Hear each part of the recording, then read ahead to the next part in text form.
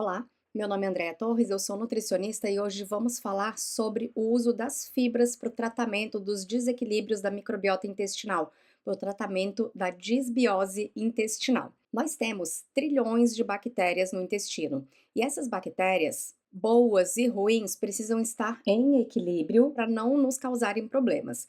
Todos nós temos bactérias como Clostridium perfringens no intestino, porém, numa quantidade muito inferior as bactérias boas, as bactérias probióticas, então elas não nos causam problema. Porém, quando existe um desequilíbrio, bactéria boa diminui e determinadas espécies aumentam, elas podem gerar toxinas e gerar inflamação, causando problemas. Por exemplo, o Clostridium perfringens com doenças autoimunes quando ele está em quantidade muito elevada. Por isso, reequilibrar a microbiota intestinal é muito importante. E quando falamos de microbiota intestinal, estamos falando então dessa comunidade complexa de trilhões de micro-organismos que estão habitando ali o nosso intestino e que desempenham um papel muito importante na nossa saúde, influenciam o nosso sistema imune, nosso bem-estar geral e também o nosso bem-estar mental. E esses desequilíbrios na microbiota são chamados de disbiose e aumentam o risco de diversos tipos de doenças. Como temos trilhões de bactérias no intestino, precisamos ter uma dieta variada, porque cada bactéria prefere um tipo de fibra para se alimentar. E quando nós alimentamos essas bactérias boas, elas produzem enzimas, produzem vitaminas, produzem neurotransmissores, produzem substâncias que matam as bactérias ruins, que funcionam como antibióticos naturais, produzem ácidos graxos de cadeia curta, que fazem com que o nosso corpo fique menos inflamado, que fazem com que os nossos enterócitos, as células do fígado, fiquem mais saudáveis, regulam o metabolismo do colesterol, portanto, fibras mais variadas são importantes. E a gente pode dividir as fibras em polissacarídeos não amiláceos, amido resistente, oligosacarídeos resistentes ou não digeríveis.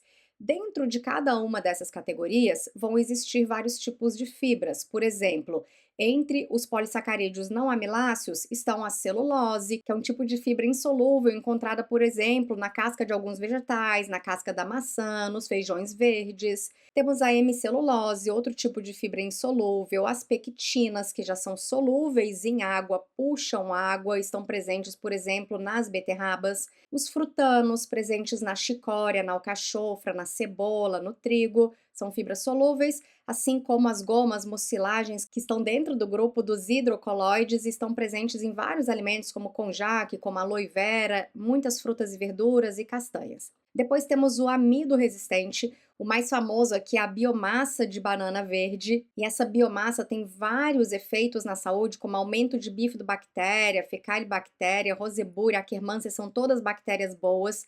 Os polissacarídeos não amiláceos aumentam também Bifidobacterium, Fecalibacterium, Ruminococcus, Lactobacillus, e já os oligosacarídeos resistentes, como galacto-oligosacarídeos, fruto-oligosacarídeos, xilo-oligosacarídeos, a maltodestrina resistente, galactosídeos, são todas fibras solúveis, cada um presente num tipo diferente de alimento e que aumentam também algumas bactérias boas. Hoje, especificamente, eu quero te apresentar para a maltodestrina resistente ou as destrinas parcialmente digeridas, porque assim como outras fibras, elas não só aumentam butirato, mas elas vão ter vários efeitos benéficos na saúde, inclusive de redução do Clostridium perfringens. Então, para quem tem doença autoimune, é muito legal. Bom, o butirato, que é produzido a partir da fermentação das fibras, vai fornecer energia para as células do intestino, melhorar a função de barreira intestinal, reduzir o risco de doenças intestinais e sistêmicas. Várias bactérias produzem butirato, como Fecalibacterium prausnitzii, Rosebúria, Eubacterium, que são todas marcadoras de saúde intestinal. A gente tem vários tipos de fibras, como inulina, amido resistente, pectina, fós,